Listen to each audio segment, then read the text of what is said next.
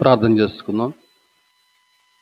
మహాపరిశుద్ధుడా, మహాఘనుడా, సర్వోన్నతుడా, సజీవుడా, సకల మంచి ఈవులకు కారణభూతుడా, నిత్య స్తోత్రార్హుడా, నీ పరిశుద్ధమైన పాదాలకి వేలాదిగా వందనములు, స్తుతులు, స్తోత్రం అర్పిస్తూ ఉన్నాను దేవా.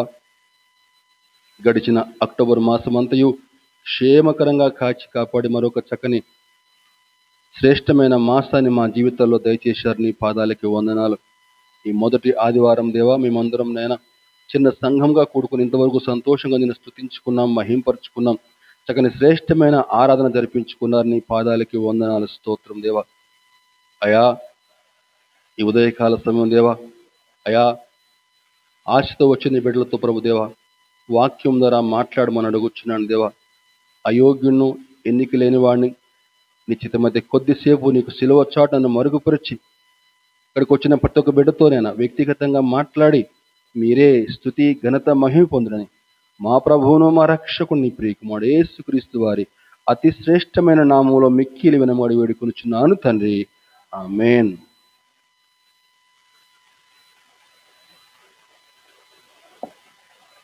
చక్కని ఆరాధన చేసుకున్నాం ఇప్పటివరకు. దేవునికి స్తోత్రం కలుగును గాక. అయితే ఈరోజు మన వాక్యాంశం ఏంటని చెప్పానంటే, అసలు ఆరాధన అంటే ఏంటి, ఆరాధన ఎలా చేయకూడదు. ఇప్పుడు దాకా చక్కగా ఆరాధన చేసుకున్నాం కదా, అసలు ఆరాధన అంటే ఏంటి, ఆరాధన ఎలా చేయకూడదు తెలుసుకుందాం. అసలు ఆరాధన అంటే ఏంటి? మొట్టమొదటిగా ఆరాధన అంటే ఏంటి? ఆరాధన అంటే ఏంటమ్మా? దేవుణ్ణి స్తుతించడం, సంతోషం. ఇంకేదన్నా స్త్రీలలో నుంచి అందరూ మౌనంగా ఉన్నారు. ఆరాధన అని చెప్పానంటే ఏంటో? దేవుణ్ణి మహింపరచడం, ఇంకా సంతోషం. అన్నీ కరెక్టే చెప్తాను. ఆరాధన అన్న మాటకి ఇంగ్లీష్లో మనకి వర్షిప్ అని చెప్పని అర్థం వస్తుంది. వర్షిప్. ఈ వర్షిప్ అనే పదము మన ప్రాచీన ఇంగ్లీష్ పదంలో వర్త్షిప్ అని నుంచి గ్రహించబడింది. వర్త్షిప్. వర్త్షిప్ అని చెప్పండి ఏంటని చెప్పానంటే, ప్రపంచంలో అత్యున్నతమైనటువంటి దానిని లేకపోతే అత్యున్నతమైన వ్యక్తిని మహిమపరచటము, పూజించటము, గౌరవించడాన్నే వర్త్షిప్ అని చెప్పి అంటారు. అత్యున్నతమైన వ్యక్తి అని చెప్పానంటే ఇంకెవరు చెప్పండి? భూమికి, ఆకాశానికి, పరలోకానికి సృష్టికర్త అయినటువంటి ఆ మహోన్నతుడిని నోరారా స్తుతించడమే ఆరాధన అండి. దేవునికి స్తోత్రం, హల్లెలూయా. అయితే ఈరోజు మనం ఏదో బాగా ఆరాధన చేసేస్తున్నాం అని సంకలు గుద్దుకుంటున్నాం, కానీ సృష్టి ఆరంభం నుంచే ప్రజలు దేవుణ్ణి ఆరాధించడం మొదలుపెట్టారు. అయితే ఆనాటి కాలంలో ఆరాధన ఎలా ఉండేదని చెప్పానంటే, ఏదైనా తోటలో ఆదాము హవ్వలు దేవునితో ఎడతెగని సహవాసం కలిగి ఉండేవారు. కయీను హేబేలులు దేవునికి అర్పణలు తీసుకొచ్చారు. షేతు కుమారులు దేవుని నామం పేరిట ప్రార్థన చేశారు. నోవహు ఆ జలప్రళయం తర్వాత ఓడలో నుంచి బయటకు వచ్చి దేవుణ్ణి మహింపరుస్తూ దేవునికి దహన బలి అర్పించాడు. అబ్రహాం గారు అయితే ఆ యొక్క వాగ్దాన దేశంలో తాను ఎక్కడికి వెళ్తే అక్కడికి అనేక బలిపీఠాలు నిర్మించి దేవునికి స్నేహితుడయ్యాడండి. అయితే పాత నిబంధన కాలంలో బలులు, అర్పణలు ఆరాధనలో ప్రథమ స్థానం వహించేయి. దేవుడు చేసినటువంటి మేళ్లకు స్పందనగా వెంటనే వారు దేవునికి దహన బలులు అర్పించేటువంటి వారు. లేకపోతే ఏదైనా పాపం చేస్తే వెంటనే పాప పరిహారార్థ బలి, సమాధాన బలులు అర్పించేటువంటి వారు. పాత నిబంధన కాలంలో పాప పరిహారార్థ దినమని దేవుడు ఒక దినమే ఏర్పాటు చేశాడు. అయితే ఈనాడు మనము బలులు అర్పించవలసిన పని లేదు. కారణము సాక్షాత్తు ఆ ప్రభువే మనందరి కొరకు బలియాగంగా తనను తాను అర్పించుకున్నాడు. కాబట్టి ఈనాడు రక్త ప్రోక్షణం మనకు అవసరం లేదు. కానీ దేవుణ్ణి స్తుతించడం తప్పనిసరి. దేవుని స్తుతించడంలో ఒక భాగంగా ఆత్మ సంబంధమైన గీతాలు పాడుతూ దేవుని ముఖార విందాన్ని వెతుకుతూ దేవుణ్ణి స్తుతించడమే ఆరాధన అని చెప్పానంటే. గమనించాలి, పరలోకంలో ప్రసంగాలు ఏమి ఉండవండి. అలాగే అక్కడ బైబిల్ రీడింగ్ ఏమి ఉండదు. అక్కడ ఉపవాస కూడికలు ఏమి ఉండవు. ఇక్కడ పరలోకంలో కేవలం దేవుని స్తుతించడం మాత్రమే ఉంటుంది. అక్కడ దేవునికి ఆరాధన చేయడం మాత్రమే ఉంటుందండి పరలోకంలో. ప్రకటన గ్రంథంలో ఆ మాటలు చక్కగా వ్రాయబడ్డాయి. చూద్దాం. ప్రకటన గ్రంథంలో 4వ అధ్యాయం 8వ వచనంలో, ప్రకటన 4:8 ఏముందని చెప్పానంటే, ఈ 4 జీవులలో ప్రతి జీవికి 6 రెక్కలు ఉండెను, అవి చుట్టూను రెక్కల లోపటను కన్నులతో నిండి ఉన్నవి. అవి భూత వర్తమాన భవిష్యత్ కాలంలో ఉండు సర్వాధికారియు దేవుడునగు ప్రభువు పరిశుద్ధుడు పరిశుద్ధుడు పరిశుద్ధుడు పరిశుద్ధుడని మానక రాత్రింబగల్లో చెప్పుచుండును. దేవుని స్తుతించడమే, ఇంకా వేరే పని ఏమీ లేదు. మరి దూతలేనా? కింద చూస్తే మనకి 7వ అధ్యాయము ప్రకటన గ్రంథం ఒక 2 పేజీలు పక్కన తిప్పితే 7వ అధ్యాయం 9-11 చూస్తే, అటు తర్వాత నేను చూడగా ఇదిగో ప్రతి జనములో నుండి, ప్రతి వంశములో నుండి, ప్రజల్లో నుండి, ఆయా భాషలు మాట్లాడు వారిలో నుండి వచ్చి ఎవడును లెక్కింపజాలని ఒక గొప్ప సమూహము కనపడెను. వారు తెల్లని వస్త్రములు ధరించుకున్న వారే ఖర్జూరపు మట్టలు చేత పట్టుకుని సింహాసనం ఎదుటను గొర్రె పిల్ల ఎదుట నిలబడి దేవదూతలందరూ సింహాసనము చుట్టూను పెద్దల చుట్టూను ఆ 4 జీవుల చుట్టూను నిలబడి సాష్టాంగపడి ఆమేన్ హల్లెలూయా అని స్తుతిస్తూ ఉన్నారండి. ఎవరండి వీరు? ఆయా భాషలు మాట్లాడు వారిలో నుండి, ఆయా జనములో నుంచి, ప్రతి వంశములో నుంచి, ప్రతి జాతిలో నుంచి, ప్రతి వంశము నుంచి, ప్రతి భాష మాట్లాడే వారి నుంచి అని చెప్పానంటే, తెలుగు భాష మాట్లాడేవారి నుంచి, కన్నడ భాష, మరాఠీ, చైనా, అన్ని భాషలు మాట్లాడేవారి నుంచి, ఆయా జాతుల నుంచి అందరూ కూడా దేవుణ్ణి ఎవరైతే అంగీకరిస్తారో వారందరూ కూడా దేవుణ్ణి తెల్లని వస్త్రములు ధరించుకున్న వారై దేవుణ్ణి మహిమపరుస్తూ ఉన్నారండి. అయితే ఈరోజు నువ్వు పరలోకానికి వెళ్ళాలని చెప్పిన ఆశ నువ్వు కలిగి ఉన్నట్లయితే ఇక్కడ నువ్వు ముందుగా దేవుణ్ణి స్తుతించడం నేర్చుకో. ఇక్కడ నువ్వు దేవుణ్ణి సరిగా స్తుతించగలిగితే అక్కడ పరలోకంలో నువ్వు దేవుణ్ణి ఆరాధన చేయగలవండి. నువ్వు ఇక్కడ ఉన్నప్పుడు నువ్వు దేవుని సరిగా ఆరాధన చేయకపోతే అక్కడ నువ్వు దేవుణ్ణి ఆరాధించలేవు. అయితే ఈనాడు మన క్రైస్తవ సమాజాల్లో, సంఘాల్లో ఆరాధనకు అర్థం అంటే పూర్తిగా మారిపోయిందండి. ఒక 2 వ్యక్తులు ఆదివారం పూట ఆరాధనకి వెళ్ళొచ్చిన తర్వాత అందులో ఒక వ్యక్తి రెండో వ్యక్తిని అడుగుతున్నాడు, ఎరా ఆరాధన ఇవాళ ఎలా అయింది, బాగా అనిపించిందా నీకు అని చెప్పంటే, రెండో వ్యక్తి మాట్లాడుతున్నాడు. ఏంటని చెప్పానంటే, ఈరోజు నాకు బాగా అనిపించింది ఆరాధన. పోయిన వారం అంటే పెద్ద ఏదో నాకు అంత పాట మంచిగా అనిపించలేదు, చప్పగా అనిపించింది. కానీ ఈ వారం మంచి ఉత్సాహంగా ఉంది ఆరాధన, మంచి ఊపు వచ్చింది ఇవాళ ఆరాధన. నేను చుట్టూ చూస్తూ ఉంటే అందరూ మంచి ఊపుతో ఉన్నారు అందరూ కూడా. ఆరాధన బాగా జరిగింది అని చెప్పని చెప్తా ఉన్నాడు.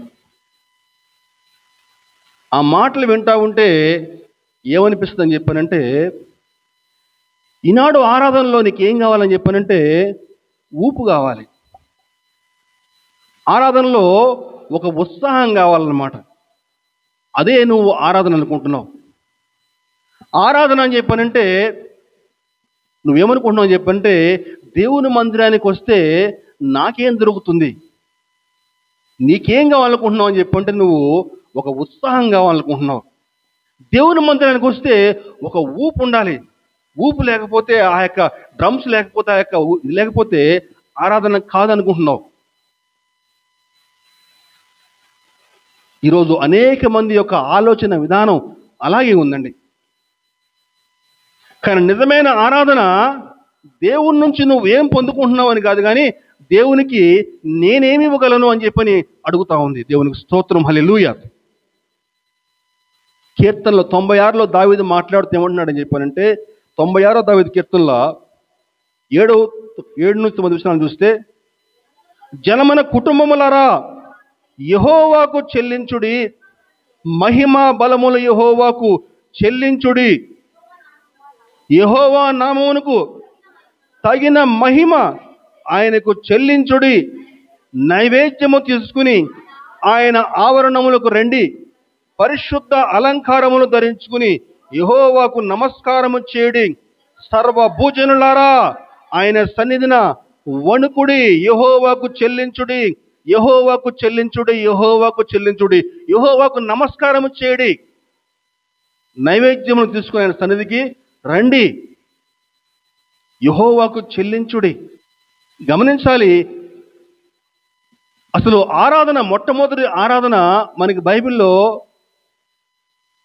ఎక్కడ నమోదు చేయబడింది చెప్పానంటే, ఆదికాండము 22వ అధ్యాయము 5వ వచనం మనం చూస్తే, ఆదికాండం 22:5 మనం గమనిస్తే, తన పనివారితో మీరు గాడిదతో ఇక్కడనే ఉండుడి, నేనును ఈ చిన్నవాడును అక్కడికి వెళ్ళి దేవునికి మ్రొక్కి మరలా మీ యొద్దకు వచ్చిదమని చెప్పి, అక్కడికి వెళ్ళి ఏం చేయాలట?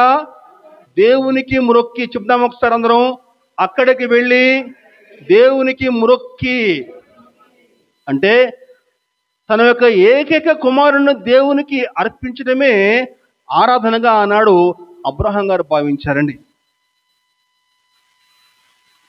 ఈ విషయాన్ని మనసులో పెట్టుకుని మనము ఒక్కసారి కొత్త నిబంధనకు వస్తే, యేసు ప్రభు జన్మించిన తర్వాత జ్ఞానులు ఆయనను చూడటానికి వచ్చి ఏం చేశారని చెప్పానంటే, ఏం మాట్లాడుతున్నారని చెప్పానంటే, మత్తయి సువార్త 2వ అధ్యాయము 2వ వచనం 11వ వచనం చూద్దామండి. యూదుల రాజుగా పుట్టినవాడు ఎక్కడ ఉన్నాడు? తూర్పు దిక్కున. మేము ఆయన నక్షత్రమును చూచి ఆయనను పూజింపవచ్చితమని చెప్పిరి. అలాగే 11వ వచనం కూడా చూస్తే,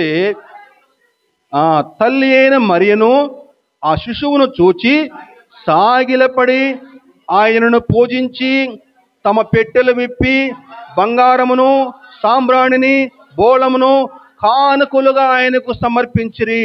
ఆయనను పూజించి ఆయనకు సాగిలపడి మొక్కి ఆయనకు నమస్కారము చేసి ఆయన్ను మహిమపరిచారు. యెహోవాకు చెల్లించుడి, పరిశుద్ధ అలంకారమును ధరించుకుని యెహోవాకు నమస్కారము చేయడి. ఇదిగో ఆరాధనకి కేంద్ర బిందువు దేవుడే ఉండాలండి. దేవుడు నీ జీవితంలో ఎటువంటి మేళ్లు చేశాడో, దేవుడు ఎన్ని ఆపదల నుంచి నిన్ను నీ కుటుంబాన్ని తప్పించి క్షేమంగా కాపాడాడో, శత్రువుల బారి నుంచి దేవుడిని ఏ విధంగా క్షేమకరంగా కాపాడాడో, నీ పిల్లలను అనారోగ్య బారి నుంచి దేవుడు ఏ విధంగా క్షేమకరంగా తప్పించి కాపాడుతున్నాడో, అవన్నీ కూడా మనసులో పెట్టుకుని హృదయపూర్తిగా దేవుని నువ్వు స్తుతించాలండి. అది నిజమైన ఆరాధన అని చెప్పానంటే.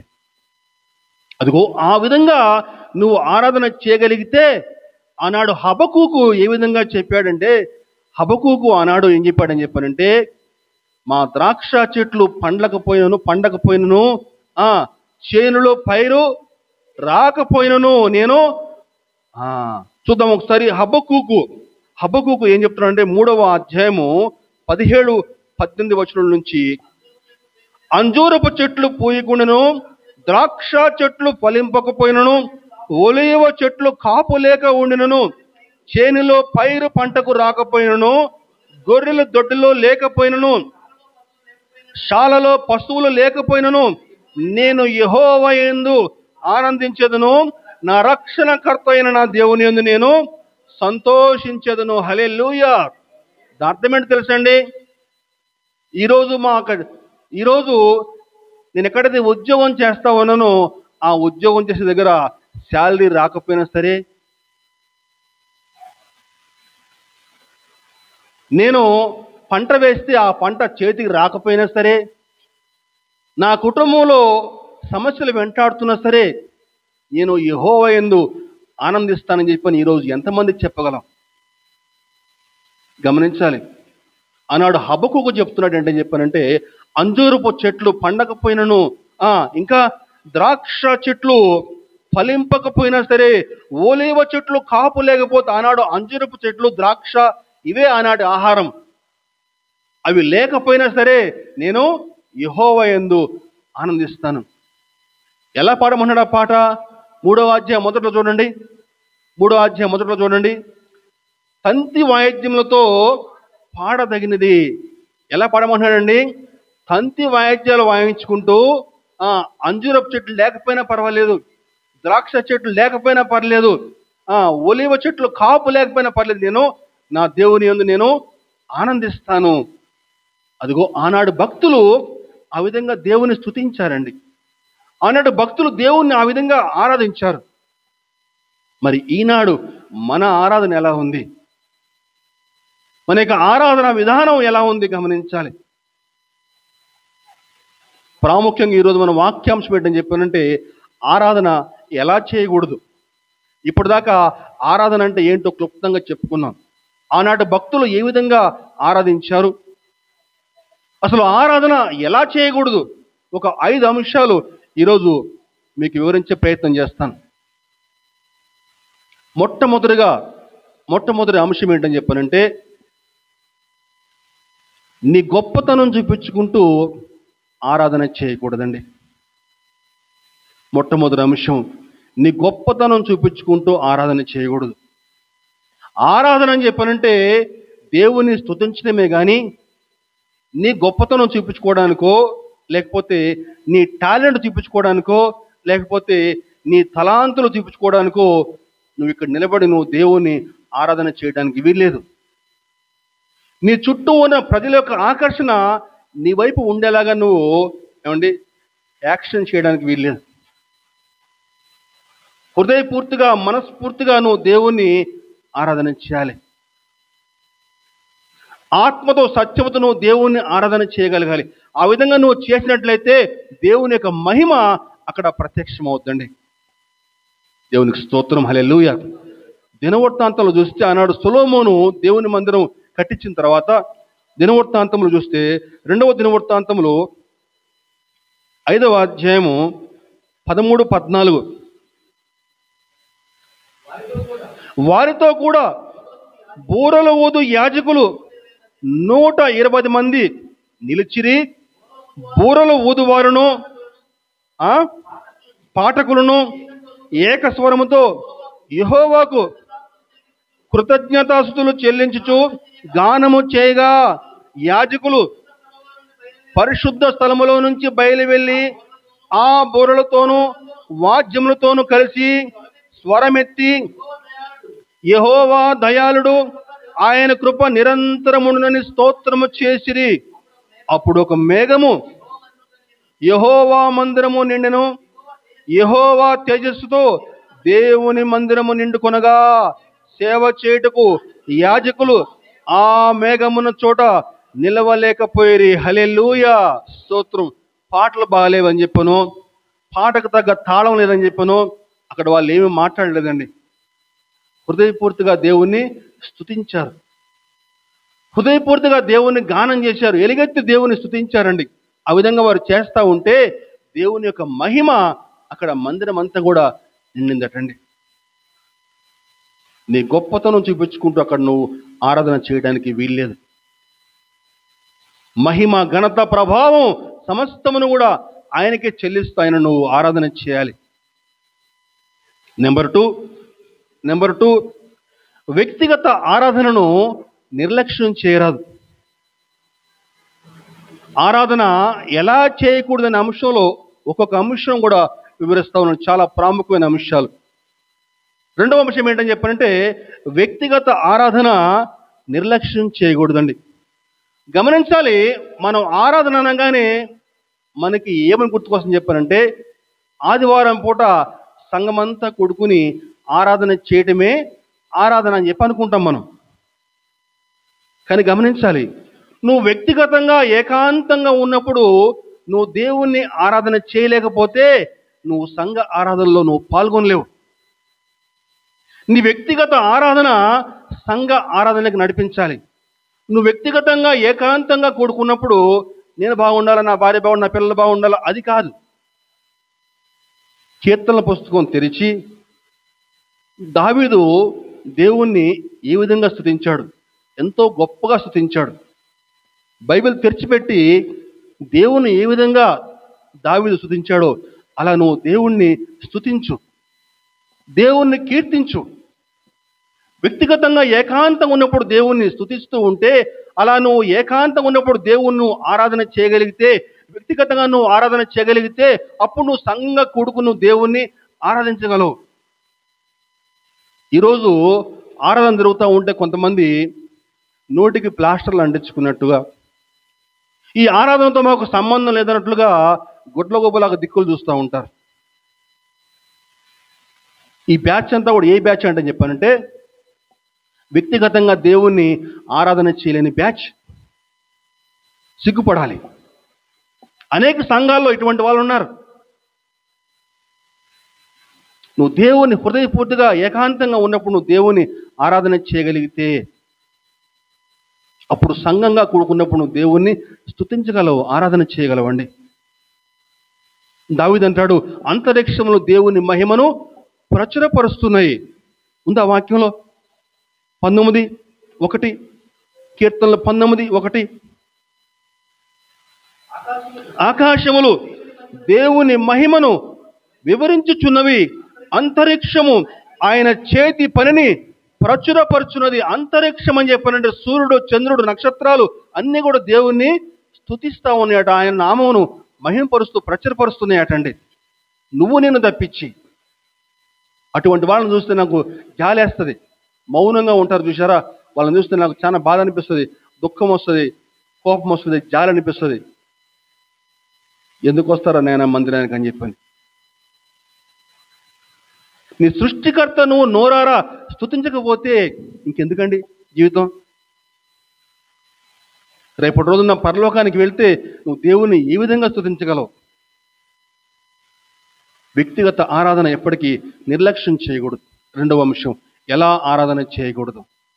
మూడవ అంశం ఏంటని చెప్పంటే, ఆరాధన నుంచి జీవితాన్ని వేరు చేయకూడదు. ఆరాధన నుంచి జీవితాన్ని వేరు చేయకూడదు. గమనించాలి, ఈరోజు చాలామంది డబుల్ యాక్షన్ ప్లే చేస్తూ ఉంటారు. చిన్నప్పుడు మేము అంటే రక్షణ పొందక ముందు సినిమాలు చూసేటప్పుడు ఏమండి డబుల్ యాక్షన్ బాగా చేస్తారు కదా, చిరంజీవి ఒకటే కానీ డబుల్ త్రిబుల్ యాక్షన్ కూడా ఉంటుంది. అలా ఈనాడు చాలామంది క్రైస్తవులు ఏంటని చెప్పానంటే డబుల్ యాక్షన్ ప్లే చేస్తారు. అంటే మందిరంలో ఒక రకంగా, బయట ఒక రకంగా. ఒక ఆయన ఏమంటాడని చెప్పానంటే, అయ్యగారు నా భార్య అండి మందిరంలో దేవదూత అండి, ఆమె ఆరాధన చేస్తూ ఉంటే అసలు దేవదూత లాగానే అసలుకి మాకు అనిపిస్తుందండి, ఎంత అద్భుతంగా ఉంటుందో. ఓహో అలాగనేనా, చాలా సంతోషం అని చెప్పి పాస్టర్ గారు అన్నాడు. కానీ అదేంటోనండి, ఆరాధన అయిపోయి ఇంటికి వెళ్ళిపోయి దెయ్యంలాగా మారిపోద్దండి. ఈనాడు కొంతమంది అలాగే ఉన్నారు. మందిరంలో ఒక రకంగా, అక్కడికి వెళ్ళగానే మళ్ళీ యాక్షన్ మారిపోతుంది, డబుల్ యాక్షన్. అందుకే చెప్తున్నాను, గమనించాలి. దేవుడు నీ హృదయాన్ని గమనిస్తూ ఉంటాడు. ఈనాడు చాలామంది జీవితాలు అలాగే ఉన్నాయండి. పాపంతో మమేకమైపోయి జీవిస్తూ ఉన్నారు. పౌలు గారు రోమీయులకు పత్రిక రాస్తూ ఇలా మాట్లాడుతూ ఉన్నాడు. రోమా పత్రికలో 12వ అధ్యాయము 1వ వచనం చూస్తే, కాబట్టి సహోదరులారా, పరిశుద్ధమును దేవునికి అనుకూలమైన సజీవ యాగముగా మీ శరీరములను ఆయనకు సమర్పించుకునుడని దేవుని వాత్సల్యమును బట్టి మిమ్మను బ్రతిమాలుకొనుచున్నా అంటున్నాడండి. బతిమాలుతున్నాడట పౌలు గారు. నిజమైన ఆరాధన వాస్తవానికి మన యొక్క జీవన శైలితోటి ప్రారంభమవుతుందండి. నువ్వు పరిశుద్ధంగా లేకుండా, నీ హృదయం యథార్థంగా లేకుండా నువ్వు దేవుని మనస్ఫూర్తిగా ఆరాధన చేయలేవు. హృదయశుద్ధి గలవారు ధన్యుల వారు దేవుని చూచెదరు. నీలో పరిశుద్ధత లేకుండా, నీ హృదయం యథార్థంగా లేకుండా నువ్వు దేవుని మహింపరచలేవు. ఎక్కడో ఒక అడ్డుగోడ పడతా ఉండదు, నువ్వు సంతోషంగా నువ్వు దేవుని ఆరాధన చేయలేవు. నీ హృదయం పరిశుద్ధంగా లేకుండా నువ్వు దేవునికి ఆరాధన చేసినా, నువ్వు గట్టిగా కేకలు పెట్టి గంతులు వేసినా సరే, నీ ఆరాధన, నీ ప్రార్థన ఈ రేకులు కూడా దాటి పైకి పో. ఎందుకంటే యెషయా భక్తుడు చెప్తున్నాడు, ఏం చెప్పానంటే, మీ నైవేద్యములు నాకు అసహ్యములని చెప్తున్నాడండి. యెషయా గ్రంథం 1వ అధ్యాయం 15వ వచనం చూస్తే, యెషయా గ్రంథం, మీరు మీ చేతులు చాపునప్పుడు మిమ్మును చూడక నా కన్నులు కప్పుకొందును, మీరు బహుగా ప్రార్థన చేసినను నేను వినను, మీ చేతులు రక్తముతో నిండి ఉన్నవి. రక్తంతో నిండి ఉంటామని చెప్పానంటే ఏంటండి? హత్య చేయటం, పాపం చేయటం అన్నమాట. అది పాత నిబంధన. కానీ కొత్త నిబంధనలో హత్య చేయటం అని చెప్పానంటే, నీ తోటి సహోదరుని చూసి వాడిని ద్రోహి అని చెప్పి పిలిస్తే వాడు నరహంతకుడు అని చెప్పని ప్రభు చెప్తా ఉన్నాడండి. గమనించాలి. కాబట్టి నువ్వు ఆరాధనకు వచ్చే ముందుగా ఏం చేయాలంటే, నీకు ఎవరితో విరోధం ఉంటే ముందుగా వారితోటి సమాధాన పడు. ముందుగా సమాధానము, ఆ తర్వాత ఆరాధన. ముందుగా పరిశుద్ధత, ఆ తర్వాత ఆరాధన. పరిశుద్ధంగా లేకుండా నువ్వు ఆరాధనకు వచ్చి నువ్వు దేవుని ఆరాధన చేస్తే ఆ ఆరాధన వల్ల ఉపయోగం లేదు. నీ ప్రార్థనలు దేవుడు అంగీకరించడు. దావీదు గారు చెప్తున్నారు, దావీదు మొదటి దినవృత్తాంతములు 16వ అధ్యాయము 29 చూస్తే,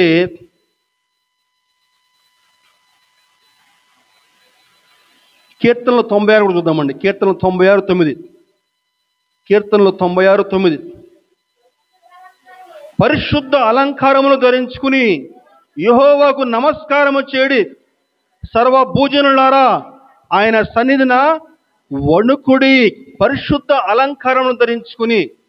అలాగే దినవృత్తాంతములు కూడా 16:29 చూస్తే, యెహోవా నామమునకు తగిన మహిమను ఆయనకు చెల్లించుడి, నైవేద్యములు చేతపుచ్చుకుని ఆయన సన్నిధిన చేరుడి, పరిశుద్ధ అలంకారములకు ఆభరణములు ధరించుకుని ఆయన ఎదుట సాగిలపడి. పరిశుద్ధత, పరిశుద్ధత, పరిశుద్ధత. ఎక్కడ చూసినా కూడా పరిశుద్ధత. పరిశుద్ధ అలంకారములు ధరించుకుని ఆయనకు నమస్కారం చేడి. నీలో పరిశుద్ధత లేకపోతే నువ్వు దేవుణ్ణి ఆరాధించినా సరే అది ఏమాత్రం కూడా ఉపయోగం లేదండి. అందుకే గమనించాలి. మనకి యోహాను సువార్తలో ప్రభువైన యేసుక్రీస్తు ఆ సమరయ స్త్రీతో మాట్లాడుతూ ముందుగా ఆమె బతుకంతా కూడా బయటపెట్టాడు. ఆమె బతుకంతా కూడా ముందుగా బయటపెట్టిన తర్వాతనే ఆరాధన గురించి మాట్లాడాడు. చూద్దాం ఒకసారి యోహాను సువార్తకు వద్దాం ఒకసారి అందరం. యోహాను సువార్త 4వ అధ్యాయం 16వ వచనం. యేసు, నీవు వెళ్ళి నీ పెనిబిటిని పిలుచుకుని ఇక్కడికి రమ్మని ఆమెతో చెప్పెను. ఆ స్త్రీ, నాకు పెనిమిటి లేడనగా యేసు ఆమెతో, నాకు పెనిమిటి లేడని నువ్వు చెప్పిన మాట సరియే, నీకు 5 పెనిమిట్లు ఉండిరి, ఇప్పుడు ఉన్నవాడు నీ పెనిమిటి కాడు, సత్యమే చెప్పితివనెను. అప్పుడు ఆ స్త్రీ, అయ్యా నీవు ప్రవక్తమని గ్రహిస్తున్నాను అన్నప్పుడు ఆ తర్వాత వచనాలు చూస్తే ఆ తర్వాత ప్రభు ఆరాధన గురించి మాట్లాడాడు. అంటే ముందుగా ఆమె బతుకంతా కూడా సరి చేశాడు, ఆమె బతుకంతా కూడా ఎట్లాంటి బతుకో చెప్పాడు. ఆ తర్వాతనే ఆరాధన గురించి చెప్పాడండి. అందుకే గమనించాలి, ఆరాధనలో ముందుగా మన యొక్క వ్యక్తిగత జీవన శైలి ముందుగా సరి చేసుకోవాలి. ఆ తర్వాతనే ఆరాధన. ముందుగా సమాధానం, ఆ తర్వాతనే ఆరాధన అండి. 3 అంశాలు చెప్పుకున్నాం, ఒకసారి చెప్తారా? మొట్టమొదటి అంశం చెప్తారా? గొప్పతనం చూపించుకోవడానికి ఆరాధన చేయకూడదు. నెంబర్ 2, వ్యక్తిగత ఆరాధనను నిర్లక్ష్యం చేయకూడదు. మూడవదిగా, ఆరాధన నుంచి నీ జీవితాన్ని వేరు చేయకూడదు. 3 అంశాలు చెప్పామండి. 4వ అంశం, ఎలా ఆరాధించకూడదు. వ్యక్తులను, స్థలములను, వస్తువులను ఆరాధించకూడదు. చెప్దామా? వ్యక్తులను, స్థలములను, వస్తువులను ఆరాధించకూడదు. నిర్గమకాండము 20వ అధ్యాయము 4వ వచనం. నిర్గమకాండము 24. పైన ఆకాశం అందే కానీ, క్రింద భూమి అందే కానీ, భూమి కింద నీళ్ల ఎందే కానీ ఉండు దేని రూపమునైనను విగ్రహమునైనను నీవు చేసుకొనకూడదు, వాటికి సాగిలపడకూడదు, వాటిని పూజింపకూడదు. దేవునికి స్తోత్రం, హల్లెలూయా. నేను రోషము గల దేవుడిని చెప్తాడు ప్రభు. మొట్టమొదటిగా వస్తువుల్ని ఆరాధన చేయకూడదండి. గమనించాలి, మనకి రాజుల గ్రంథంలో మనకి హిజ్కియా అనేటువంటి ఒక రాజు మనకు కనిపిస్తాడు. ఆ హిజ్కియా రాజు సింహాసనం ఎక్కగానే మొట్టమొదటిగా ఏం చేస్తాడని చెప్పానంటే, ఇత్తడి సర్పం ఉంటుంది. ఆ ఇత్తడి సర్పాన్ని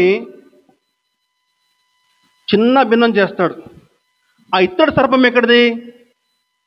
ఆనాడు సీనాయి అరణ్యంలో ఇశ్రాయేలు ప్రజలు వారి యొక్క ప్రవర్తన బట్టి, వాళ్ళ యొక్క మూర్ఖత్వాన్ని బట్టి దేవుడు వారి మధ్యకి సర్పాలను పంపిస్తే ఆ పాములు వాళ్ళని కాటేస్తూ ఉంటే అందరూ కూడా చచ్చిపోతూ ఉంటారు. అప్పుడు మోషే ఏమంటాడని చెప్పానంటే, ప్రభువా ఏం చేయాలి ప్రభువా, చనిపోతారు అందరూ అని చెప్పానంటే, ప్రభు ఏమంటాడు అప్పుడు, ఒక ఇత్తడి సర్పాన్ని చేయించి ఒక స్తంభం మీద నిలబెట్టు, ఆ సర్పాన్ని ఎవడైతే చూస్తాడో వాడు బతుకుతాడు అని చెప్తాడు. అలా ఆ రోజు మోషే ఒక సర్పాన్ని నిలబెడితే అందరూ కూడా ఆ సర్పంకి చూస్తూ ఉన్నారు, అందరూ కూడా బతికి బట్టగట్టారు. అయితే కాలక్రమేణా ఏమైందని చెప్పానంటే, అందరూ కూడా ఆ సర్పానికి పూజ చేయటం, బొట్లు పెట్టడం, దండలు వేయటం చేస్తూ ఉన్నారు.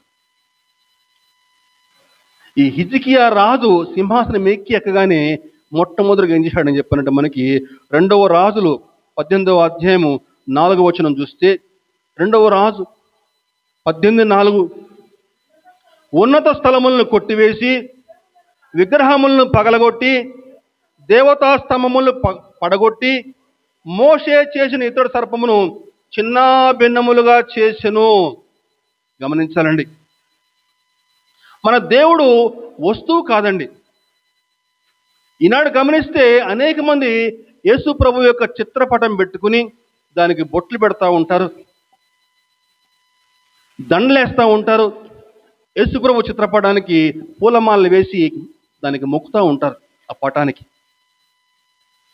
కొంతమంది గమనిస్తే సిలువను పెట్టుకుని ఆ సిలువకి బొట్లు పెట్టి సిలువకు మొక్కుతూ ఉంటారు, సిలువకు పూజ చేస్తూ ఉంటారు. మన దేవుడు ఒక వస్తువు కాదు, ఒక పదార్థం కాదండి. ఆయన ఆత్మ గనక ఆయనను ఆరాధించేవారు ఆత్మతోనూ సత్యముతోనూ ఆరాధించాలి. మన దేవుడు పటాల్లో ఉండే వ్యక్తి కాదు, సిలువలో ఉండేటువంటి వ్యక్తి కాదు. మరి ఎందుకని సిలువ అని చెప్పారంటే, ఆయన ఆ విధంగా సిలువ మీద చనిపోయాడని చెప్పడానికి సిలువ గుర్తు వేస్తాం, కానీ దానికి పూజించమని, దానికి మొక్కమని కాదు. సిలువకు మొక్కకూడదు, సిలువకు ఆరాధన చేయకూడదు. అలాగే యేసు ప్రభు యొక్క పటం పెట్టుకుని దానికి దండ వేయటం, బొట్లు పెట్టడం చేయకూడదండి. ఎలా ఆరాధించకూడదు?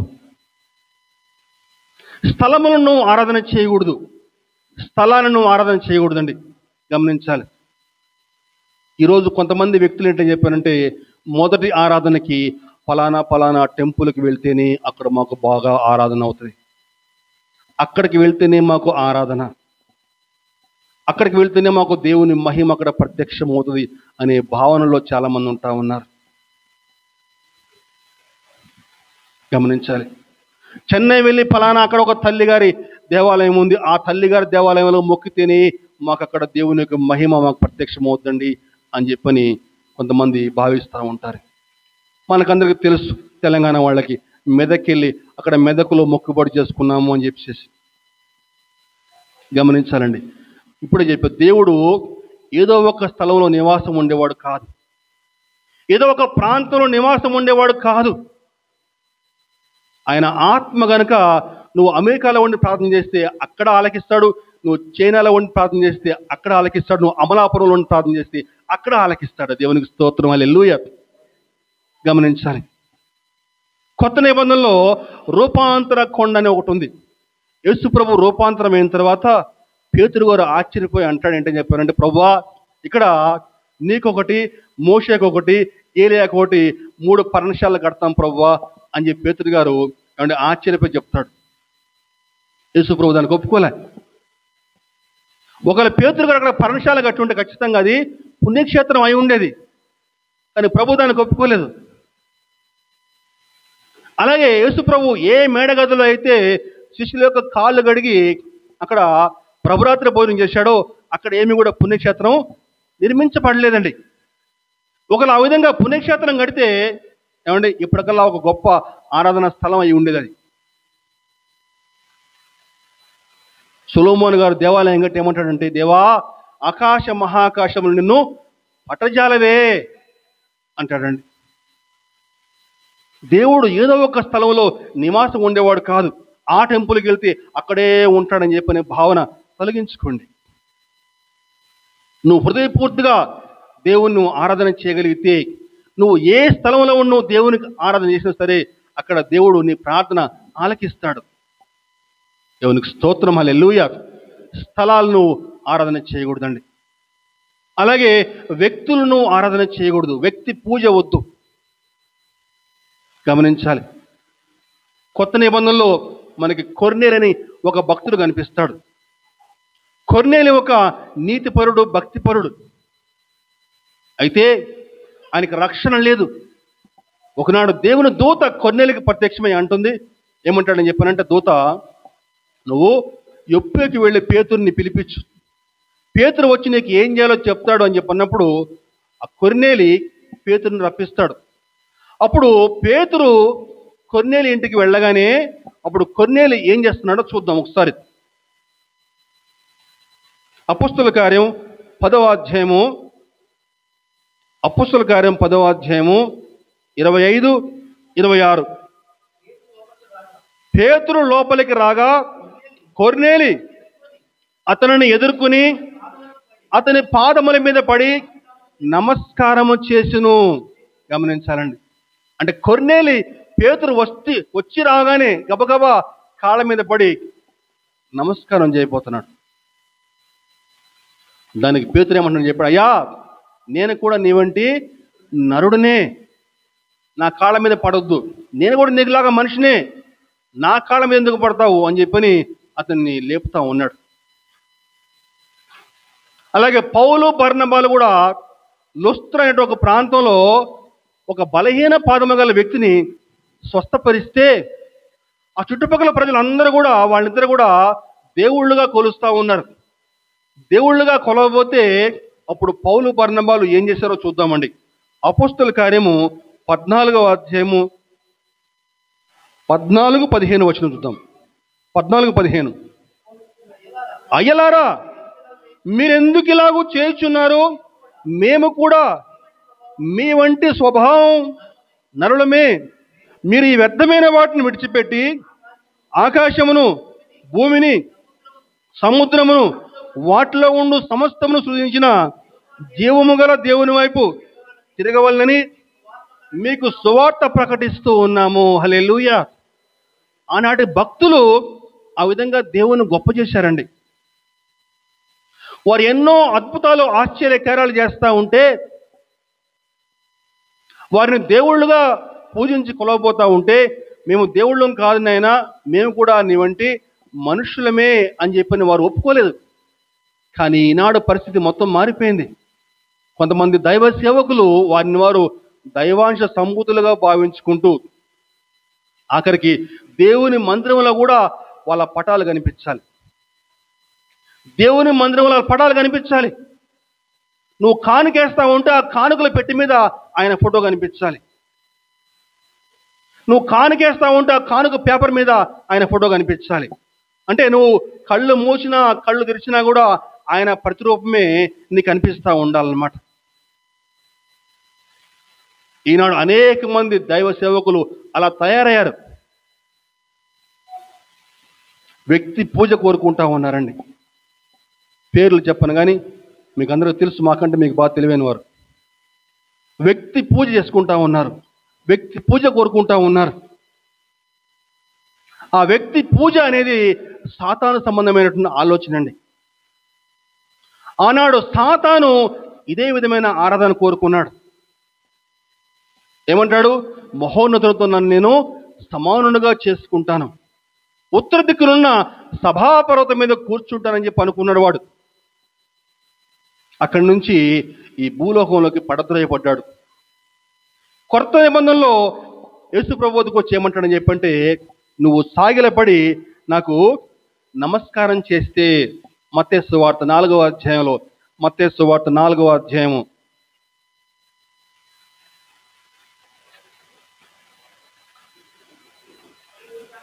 నువ్వు సాగిలపడి నాకు నమస్కారము చేసిన యెడల వీటన్నిటినీ నీకిచ్చదనని ఆయనతో చెప్పగా వ్యక్తి పూజ, దేవునితో తనను తాను సమానులుగా ఎంచుకున్నటువంటి దైవ సేవకులు ఈరోజు తయారైపోయారు. సాతాను సంబంధమైనటువంటి ఆలోచనలు అవన్నీ కూడా. అదిగో వాడు రెండవ రాకడలో కూడా అదే విధమైన ఆరాధన వాడు కోరుకుంటాడు. తెస్సలోనిక పత్రికలో ఆ మాటలు చక్కగా వ్రాయబడ్డాయండి. ఆనాడు పరలోకంలో దేవుని కంటే తనను తాను హెచ్చుగా ఎంచుకున్నాడు. రెండవ రాకడలో కూడా అదే విధమైనటువంటి ఆరాధన, అదే విధమైన గౌరవాన్ని వాడు కోరుకుంటాడు. తెస్సలోనిక పత్రిక 2వ అధ్యాయము 2 తెస్సలోనిక 2:4 2 తెస్సలోనిక 2:4 అమ్మ. ఏది దేవుడు అనబడునో, ఏది పూజించబడునో దానంతటిని ఎదిరించుచు దానికి అంతటికి పైగా వాడు తన్ను తానే హెచ్చించుకొనుచు తాను దేవుడిని తన్ను కనపరుచుకొనుచు దేవుని ఆలయములో కూర్చుండును కనుక ఏ విధముగానైనను ఎవడునో మిమ్మల్ని మోసపరచనీయకుడి. అదండి, వ్యక్తి పూజ చేయకూడదండి. వ్యక్తులను ఆరాధించకూడదు, స్థలములను ఆరాధించకూడదు, అలాగే వస్తువులను ఆరాధించకూడదు. 4 అంశాలు చెప్పుకున్నామండి. చిట్ట చివరిగా ఏ విధంగా ఆరాధించకూడదు? అక్రమముగా ఆరాధించకూడదండి. అక్రమముగా నడుచుకొనకుడి. వాక్యం సెలవిస్తాం. చిట్ట చివరి అంశము 2 తిమోతి 2వ అధ్యాయం 5వ వచనం. 2 తిమోతి 2:5. మరియు జట్టి అయిన వాడు పోరాడినప్పుడు నియమ ప్రకారం పోరాడకుంటే వానికి కిరీటము దొరకదండి.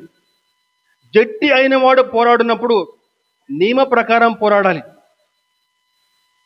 షటిల్ ఆడుతూ ఉంటే, ఏమండి, కబడ్డీ ఆడుతూ ఉంటే, ఏదన్నా ఒక ఆట చూసుకుంటే ఆట కొన్ని నియమాలు ఉంటాయి. ఆ నియమ ప్రకారం నువ్వు ఆట ఆడితేనే నీకు ప్రైజ్ మనీ. నియమ ప్రకారం ఆట ఆడకపోతే ఏమండి, థర్డ్ ప్రైజ్ కూడా దొరకదు నీకు. నియమ ప్రకారం ఆడాలి. అలాగే దేవుడు నీకు ఇచ్చేటువంటి ఆ యొక్క కిరీటం నువ్వు పొందుకోవాలని చెప్పారంటే క్రమముగా నడుచుకోవాలి. నువ్వు అక్రమముగా నడుచుకున్న వాళ్ళ నాయకుల నుంచి మీరు వెళ్ళిపోండి, తొలగిపోండి అని చెప్తున్నాడు ప్రభు. ఏంటి క్రమము? సంఘ ఆరాధనకు నువ్వు సమయానికి రాకుండా ఆలస్యంగా వచ్చి నువ్వు దేవుణ్ణి ఆరాధన చేస్తే అది అక్రమం, అది క్రమం కాదు. సంఘ ఆరాధనకి క్రమంగా సమయానికి వచ్చి నువ్వు దేవుణ్ణి ఆరాధన చేయగలగాలి, అప్పుడు అది క్రమం అవుతుంది. నువ్వు సంఘ ఆరాధనకు నువ్వు ఆలస్యంగా వచ్చి నువ్వు దేవుణ్ణి ఆరాధించేవాడుగా నువ్వు ఉన్నట్లయితే అది క్రమం కాదండి, అది అక్రమం. రెండవ అంశం ఏంటని చెప్పారంటే, కొన్ని సంఘాల్లో ఇక్కడ కూర్చుని ఇక్కడ నుంచుని పాటలు పాడుతూ ఉంటారు. పాటలకు మించి అక్కడ వాయిద్యాలు, పాటలు మించి వాయిద్యాలు, పాట వినపడవు, మొత్తం వాయిద్యాలు వినిపిస్తూ ఉంటాయండి. అది క్రమం కాదు, అక్రమం అది. ఎందుకని చెప్పంటే నీకు పాట వినిపించాలి మొట్టమొదలు, పాటకు తగ్గట్టుగా తాళం ఉండాలి, పాటకు తగ్గట్టుగా వాయిద్యాలు ఉండాలి, కానీ పాటకు మించి వాయిద్యాలు ఉండకూడదు, అది అక్రమం అవుతుంది. అలాగే కొంతమంది పాటలు పాడేటప్పుడు రకరకాల భాషలతో మాట్లాడుతూ ఉంటారు, గట్టిగా కేకలు వేస్తూ ఉంటారు, అది అక్రమం అవుతుంది. ఎందుకని చెప్పంటే నువ్వు భాషలతో మాట్లాడితే ఆ భాషలకి అర్థం చెప్పగలిగి ఉండాలి. అలా అర్థం చెప్పలేకపోతే నువ్వు భాషల్లో మాట్లాడడానికి వీల్లేదు. ఇది నా మాట కాదు, వాక్యంలో ఉంది ఆ మాట. పౌలు గారు చెప్తారు, నువ్వు ఒకవేళ భాషలతో మాట్లాడదలుచుకుంటే నువ్వు భాషకు అర్థం చెప్పగలిగి ఉండాలి, అప్పుడే నువ్వు భాషలతో మాట్లాడాలి. ఈనాడు కొంతమంది సేవకులు రకరకాల భాషలు మాట్లాడుతూ ఉంటారు, మీకు అందరికీ బాగా తెలుసు. మరి వాడికి అర్థం మరి వాళ్ళకి తెలుసో తెలియదు, నాకైతే తెలియదు. అలా భాషలతోటి మాట్లాడే బదులు గట్టిగా కొంచెం బాగా బిగ్గరగా మనం పాట పాడగలిగితే ఇంకా చక్కగా ఉద్యమం వస్తుందండి. అక్రమంగా నడుచుకోకూడదు. 5 అంశాలు చెప్పుకున్నాం ఎలా ఆరాధన చేయకూడదు. మొట్టమొదటి అంశం ఏంటని చెప్పానంటే, నీ గొప్పతనం చూపించుకోవడానికి ఆరాధన చేయకూడదు. రెండవదిగా వ్యక్తిగత ఆరాధన నిర్లక్ష్యం చేయకూడదు. మూడవదిగా ఆరాధన నుంచి నీ జీవితాన్ని వేరు చేయకూడదు. 4వ అంశం ఏంటని చెప్పానంటే, వ్యక్తులను, స్థలములను, వస్తువులను ఆరాధన చేయకూడదు. చివరిగా అక్రమంగా నడుచుకుంటూ ఆరాధించకూడదు. ఇది 5 అంశాలు కూడా జాగ్రత్తగా మనసులో పెట్టుకుని దేవుని మరింతగా మహిమపరచాలని చెప్పని కొద్ది మాటలు ముగిస్తా ఉన్నాను.